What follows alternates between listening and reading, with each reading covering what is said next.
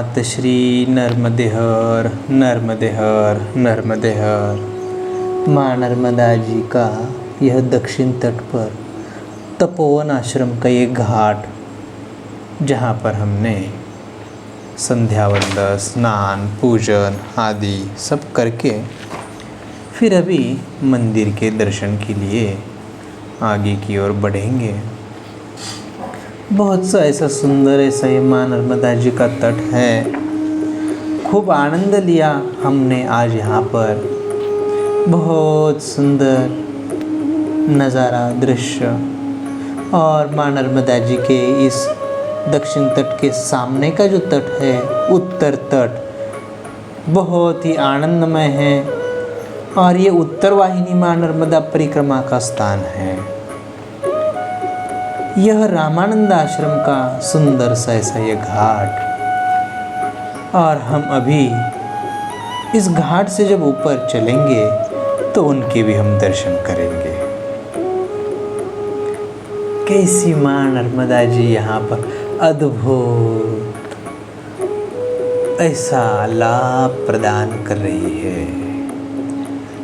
यह पारद का शिवलिंग पूर्ण पारद से बना हुआ है। साक्षात स्वयंभू महादेव जी का स्वरूप, प्रतिरूप, मतलब पारद। ऐसे महादेव जी के श्री चरणों में हमारा कोटि कोटि वंदन। ऐसे दर्शन भी बड़े दुर्लभ है वास्तविकता में। और रामानंद आश्रम में ये उनकी सेना भी मौजूद है। तुलसी माता का पौधा भी लगा हुआ है। और इस मंदिर के प्रांगण में सुंदर ऐसा तुलसी वृंदावन है। उस तुलसी वृंदावन के भी हम अभी दर्शन करेंगे। भगवान के दर्शन करने में हमें खूब आनंद आ गया। प्रातः काल की सुबह की ऐसी वेला है, ठंडी का दिन है, चारों ओर ओस पड़ी हुई है। सुंदर ऐसा प्रातः की वेला। तुलसी माता को हम प्रणाम करते हैं। तुलसी श्री सखे पापहारिणी पुण्य दे, नमस्ते नारदते नमो नारायण प्रिय। ओम सुप्रभाय नमः, ओम सुभद्राय नमः, ओम सुप्रभाय नमः, ओम सुभद्राय नमः, ओम सुप्रभाय नमः, ओम सुभद्राय नमः। हे तुलसी माते, सबके पाप हरने वाली, हमारे भी पाप हरण करके हमें पुण्य की प्राप्ति करा दो। ऐसी हम माँ तुलसी माता से प्रणाम करते हुए प्रार्थना करते हैं। और हर एक वैष्णव को प्रातः सुबह माँ तुलसी को प्रणाम करके जल चढ़ाकर उसको प्रार्थना करनी चाहिए। यह सुंदर ऐसा ये प्रभु श्री रामचंद्र जी के आश्रम में यह बना हुआ सुंदर ऐसा स्थान। यहाँ पर राम सेतु का जो पत्थर जो समुद्र में तैरते थे, वो यहाँ पर भी उसकी एक शिला लाकर रखी हुई है, जिसके हम अभी दर्शन करेंगे। यह शिला इस जल में तैरती है, जिसके आप अभी दर्शन कर रहे हो। बहुत सी सुंदर ऐसी ये शिला है। उसको फूल चढ़ाए हैं हमने अभी सुबह प्रातः की वेला में। गुलाब पुष्प चढ़ा दिए हैं। सुंदर ऐसा ये पत्थर यहाँ पर, यह शिला प्रभु श्री रामचंद्र जी के युद्ध के समय का यह पत्थर, यह शिला वो दर्शाती है कि विजय हमेशा सत्य की ही होती है। और आज हम यहाँ पर उसके दर्शन कर हमारे जीवन को बड़े सौभाग्य समझ रहे हैं। बिल्कुल अभी हम यहाँ से अभी आगे की ओर प्रस्थान करेंगे। प्रातः की वेला है, हमने रात्रि का विश्राम इसी आश्रम में किया। कोई रामानंदी होते हैं, कोई भजनानंदी होते हैं। जिनको प्रभु श्री राम जी के भजन में आनंद आता है वो रामानंदी बन जाते हैं। जिनको किसी भगवान के भजन में आनंद आता है वो भजनानंदी बन जाते हैं। और कुछ लोग ऐसे होते हैं, चोला रामानंदी का पहना है, चोला भजनानंदी का पहना हुआ है, पर उनको आनंद रामानंद में नहीं आता, भजन में नहीं आता, उनको आनंद आता है व्यसन का। वो हमेशा हमेशा आश्रम में रहकर व्यसन में रहते हैं। तो ऐसे भी कुछ ऐसे लोग आश्रम में रहते हैं जिनका नाम है व्यसनानंदी, जिनको व्यसन से आनंद आ जाता है। ऐसे व्यसनानंदी भी खूब मिलते हैं हमें माँ नर्मदा जी के तट पर। खूब व्यसन करते हैं, हमेशा व्यसन में ही रहते हैं और व्यसन का आनंद लेते रहते हैं। उनकी भी अपनी एक स्थिति है। जब भगवान में आनंद नहीं आ रहा है, रास्ते तो चल दिया है भगवान का और फिर उसका आनंद नहीं ले पा रहे हैं। कितना सुंदर ऐसा ये सुबह का समय, चारों ओर ओस पड़ी हुई है, ठंडी है, ठंडी के मौसम में उसका आनंद ही कुछ विलक्षण है। और पीपल देवता रविवार का दिन, शनिवार का दिन जो होता है, रविवार के दिन नहीं परंतु खासकर शनिवार के दिन उनको जल चढ़ाया जाता है। परंतु हम जहाँ तहाँ कहीं पर भी अगर भगवान विष्णु का अश्वत्थ वृक्ष अगर दिख जाता है तो उनके श्री चरणों में भी हम प्रणाम करते हैं और उनको भी जल चढ़ाते हैं। तो हमें यहाँ पर एक विशाल ऐसे पुराने वर्षों से विराजमान यहाँ पर माँ नर्मदा जी के तट पर जो अश्वत्थ वृक्ष है, उनके दर्शन के लिए हम यहाँ पर आए हैं। दूर से जब दिखे, अब हम वहाँ पहुँच के उनको हमारे पास जो माँ नर्मदा जी का जो जल ले आए हैं उसको हम जल चढ़ाएंगे। पास में ही माँ नर्मदा जी के भी हम दर्शन कर रहे हैं। देख लीजिए कितना सुंदर ऐसा यह दृश्य है। वाह माँ नर्मदा, आपको बहुत बहुत धन्यवाद है। ओम विष्णवे नमः, ओम विष्णवे नमः, ओम विष्णवे नमः, ओम विष्णवे नमः, ओम विष्णवे नमः। श्री राम राम रामेति रमे रामे मनोरमे सहस्रनाम तत्तुल्यं राम नाम वरानने।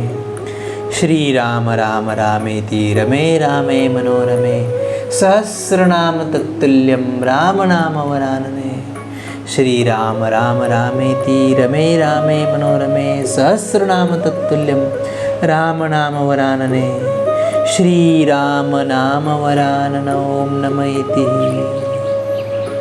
अब हम रामानंद आश्रम से गोपेश्वर महादेव जी की ओर प्रस्थान कर चुके हैं। खूब आनंद ले रहे हैं। हमारे साथ में जो दादाजी है वो भी बिल्कुल प्रातः की वेला में भगवान के दर्शन कर गोपेश्वर महादेव जी की ओर आगे बढ़ चुके हैं। हमारे से भी आगे रहते हैं, इस उम्र में भी खूब आनंद लेते हैं। और नाम की तरह उनका नाम भी वीर सिंह राजपूत है। तो बिल्कुल वीर सिंह राजपूत जी उन्हीं के नाम की जैसा वो आगे प्रस्थान करते हैं। मानो किसी लड़ाई के लिए, किसी वीर प्रांगण में चलने के लिए वो आगे तत्पर है। माँ नर्मदा जी के परिक्रमा में वो तत्पर है, वीरता की ओर आगे बढ़ चुके हैं हमारे वीर सिंह राजपूत जी। और अभी ये पहुंच गए हैं हम प्रातः गोपेश्वर महादेव जी के यहाँ पर। अभी हम गोपेश्वर महादेव जी के सुंदर विलक्षण ऐसा लाभ लेंगे, दर्शन लेंगे, जिनके पास हम अभी पहुँच चुके हैं। यह गोपेश्वर महादेव जी के महादेव जी है। इनके श्री चरणों में हम कोटि कोटि प्रणाम करते हैं। इस स्थान पर कामधेनु गौ माता घूमती घूमती पहुंची हुई थी। यह माँ नर्मदा जी का एक तट ऐसा सुंदर स्वच्छ मनोरम स्थान देखकर इस स्थान पे गौ माता, जिसका नाम कामधेनु थी, वो यहाँ आकर तपस्या करने लग गए। तपस्या में लीन होते हुए उसका मन इतना तल्लीन हो गया और उसके मन ही मन में ऐसा संकल्प हुआ कि मैं अपने दुग्ध से भगवान महादेव जी के अभिषेक कर लूं और वह गौ माता कामधेनु इसी महादेव जी के ऊपर अपने दूध से, अपने स्तनों से अभिषेक करने के लिए शुरू कर दिया। और उसका भाव देखकर, भाव दशा देखकर भगवान भी अतिशय प्रसन्न हो गए। जो भोले भाले महादेव हैं, ऐसे भोले भाले महादेव भाव की प्रधानता देखकर तुरंत ही पिघल जाते हैं। और ऐसे पिघले हुए महादेव इस गौ माता को प्रसन्न होकर कह रहे हैं कि वर मांग लो। और महादेव जी जहाँ तहाँ कहीं पर भी जाते हैं तो उनका काम ही यही है कि उनको देना ही आता है, परंतु आज तक उन्होंने किसी से लिया नहीं है। बस ऐसे ये महादेव, देवों के देव महादेव, ऐसे देवों के देव महादेव जी के श्री चरणों में हमारा साष्टांग दंडवत है, कोटि कोटि प्रणाम है। किन शब्दों में इनके वर्णन करें हम? हमारे पास कुछ ऐसे शब्द भी नहीं हैं कि हम उनके लिए कुछ शब्दों में वर्णन कर सके। महादेव जी प्रसन्न होकर कामधेनु को ऐसा वर देने में मन ऐसा बना लिया है, और कामधेनु भी भगवान के दर्शन कर इतनी भाव विभोर हो चुकी है।